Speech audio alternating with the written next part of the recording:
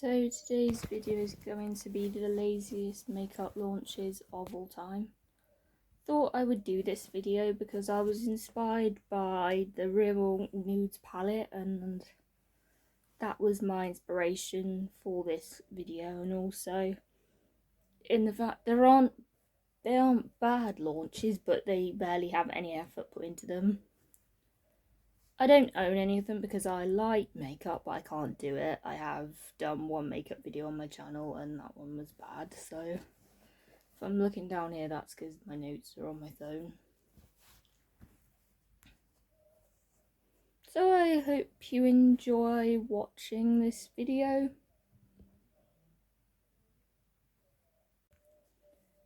The first one on the list is the Rimmel Nude palette. It's not a bad palette, like it would be a good basic starter palette.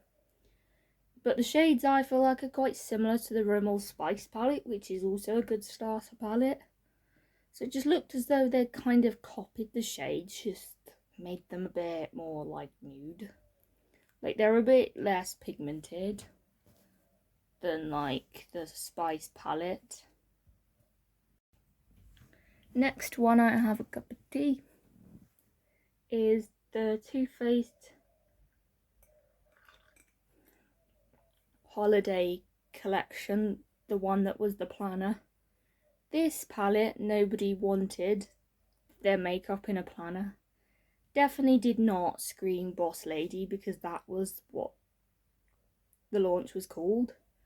The packaging was just very gimmicky. The shades were nothing different to what Too Faced had already done. It was like every other Too Faced launch, just in a planner. So not great.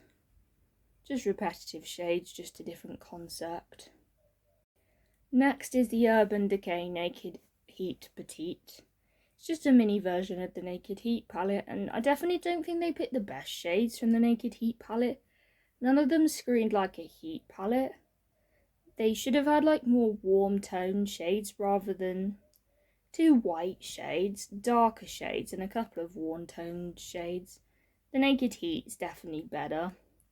I had a broader range of shades, and I burp in every single video. Next is the Too Faced Pumpkin Spice palette.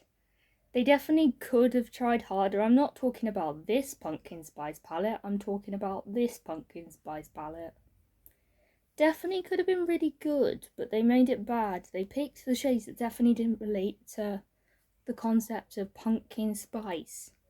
People love a good autumnal palette. So, sorry, but this pumpkin spice palette does not scream pumpkin spice or autumn. Too Faced, get that right, because it's a pumpkin spice palette.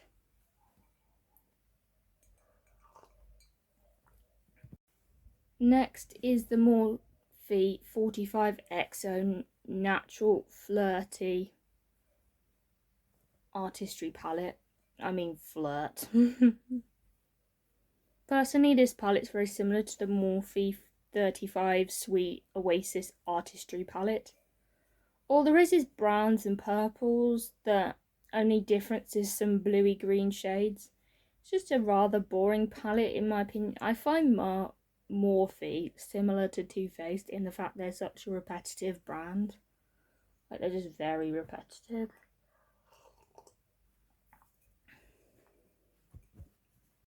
Next is the Makeup Revolution Flawless Birds in Paradise. Not to say this is a bad palette, but I find it similar to other Makeup Revolution palettes, as they do loads of bright colour palettes. Though the only difference is the colours were lighter. Not to say it's a bad palette, it's just they're all quite similar. Like they even look quite similar.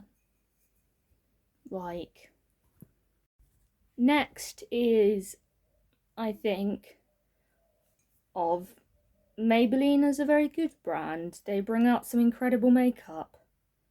Like, I do talk about them in my Are These Classic Makeup Products Worth the Hype in that video, so check that out. But their Blushed Nudes eyeshadow palette, I felt like was lazy. They had two other really good nude palettes. The colours are Definitely not sort of screening nudes. They seem boring compared to the other two eyeshadow palettes. It'd been good if they'd done 2 nude palettes and a bright coloured palette. Like, that would have been a good thing.